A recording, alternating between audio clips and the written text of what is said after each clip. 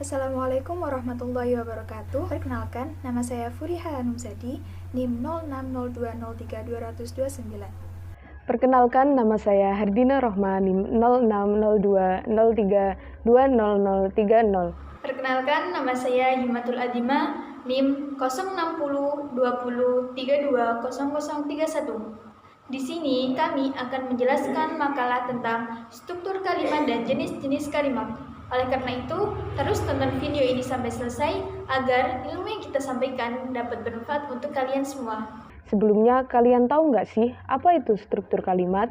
Jadi, struktur kalimat adalah bagian-bagian yang menyusun sebuah kalimat dalam bahasa Indonesia yang dibangun oleh unsur-unsur berupa subjek, predikat, objek, pelengkap, dan keterangan. Semua kalimat yang biasa kita gunakan, beberapa di antaranya berasal dari struktur ataupun pola dari kalimat dasarnya saja. Sesuai dengan kebutuhan tiap individu, kalimat dasar tersebut dapat dikembangkan lagi berdasarkan dengan kaidah yang berlaku. Selanjutnya, yaitu bagian-bagian kalimat. Jika dilihat dari bentuknya, kalimat dapat dirumuskan sebagai satuan sintaksis terbesar yang terdiri dari dua kata atau lebih. Antara kalimat dan kata, terdapat dua satuan sintaksis antara klausa dan frasa. Klausa merupakan satuan sintaksis yang terdiri dari dua kata atau lebih yang mengandung unsur predikasi. Sedangkan frase adalah satuan sintaksis yang terdiri atas dua kata atau lebih. Yang kedua, yaitu struktur kalimat dasar. Yang dimaksud dengan kalimat dasar adalah kalimat yang terdiri dari satu klausa, kemudian unsur-unsurnya lengkap, susunan unsur-unsurnya menurut urutan yang paling umum, dan tidak mengandung pernyataan atau pengingkaran. Selanjutnya, yaitu pola kalimat dasar. Pada struktur kalimat dasar, biasanya di antara kalimat dan kata, ada satuan yang berupa kelompok kata.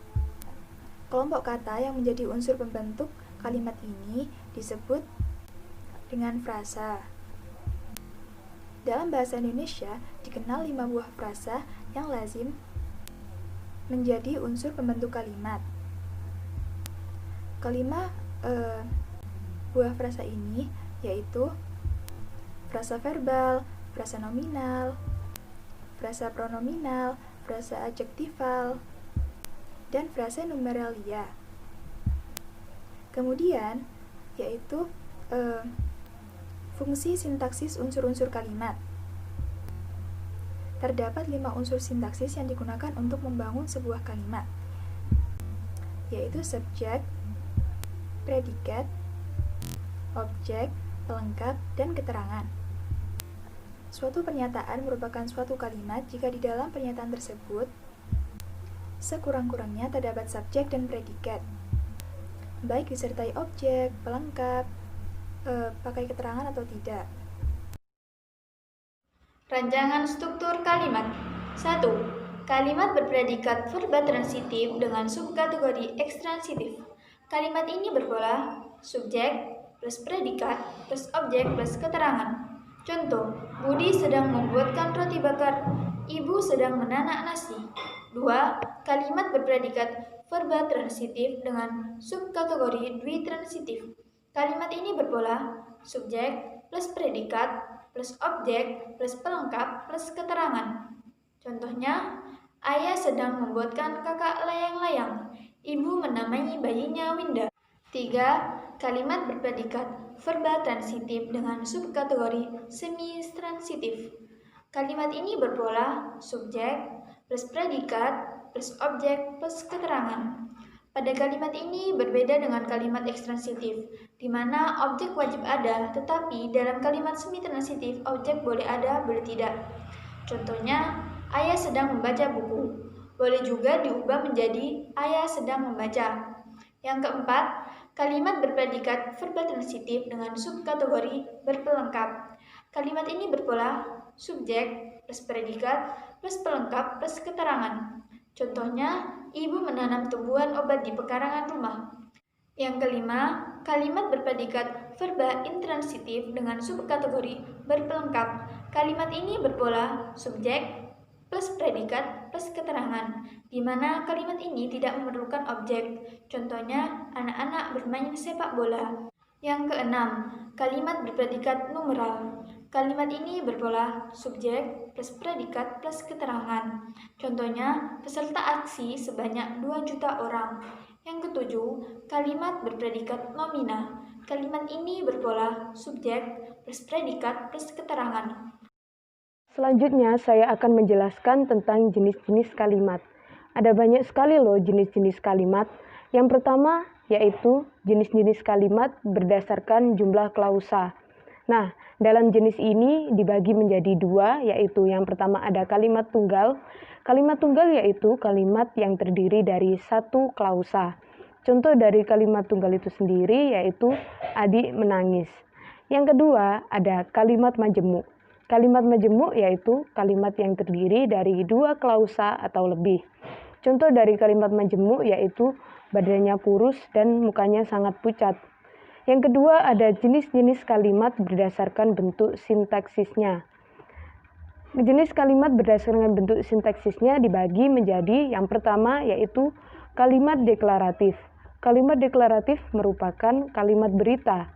Kalimat deklaratif adalah kalimat yang isinya memberitahukan sesuatu kepada pembaca ataupun pendengar.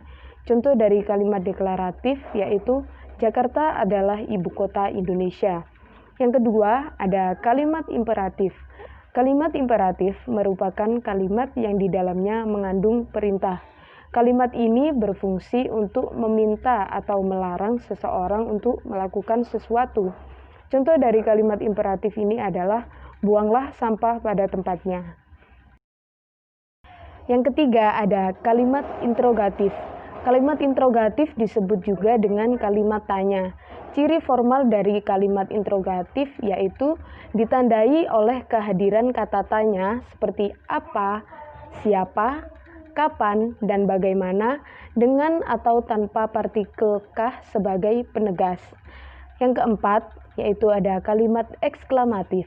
Kalimat eksklamatif yaitu kalimat seru. Memiliki ciri-ciri formal ditandai oleh kata alangkah, betapa, atau bukan main pada kalimat berpredikat adjektif. Contoh dari kalimat eksklamatif itu sendiri yaitu alangkah cantiknya gadis itu. Baik teman-teman, jadi kesimpulan dari materi tentang struktur kalimat dan jenis kalimat hari ini yaitu yang pertama ada struktur kalimat. Semua kalimat yang biasa kita gunakan, beberapa di antaranya berasal dari struktur ataupun pola dari kalimat dasarnya. Adapun pola dasar dari kalimat bahasa Indonesia yakni kalimat dasar dengan berpola subjek dan predikat, berpola subjek predikat objek, berpola subjek predikat pelengkap, berpola subjek predikat objek pelengkap, berpola subjek predikat keterangan, berpola subjek predikat objek keterangan, berpola subjek predikat objek pelengkap keterangan, dan berpola subjek predikat pelengkap dan keterangan. Yang kedua yaitu ada jenis kalimat dapat dibedakan berdasarkan berbagai kriteria atau sudut pandang. Oleh sebab itu dalam kepustakaan linguistik serta beberapa buku atau bahasa bisa kita dapati banyak sekali istilah untuk menamakan jenis-jenis kalimat. Adapun jenis-jenis kalimat diantaranya kalimat dilihat berdasarkan jumlah klausa dan berdasarkan bentuk sintaksisnya. Terima kasih atas waktunya. Semoga ilmu yang kami sampaikan tadi bisa bermanfaat bagi kalian semua. Dan apabila ada salah kata, kami mohon maaf yang sebesar-besarnya. Wallahul muwaffiq ila aqwamit thoriq. Assalamualaikum warahmatullahi wabarakatuh.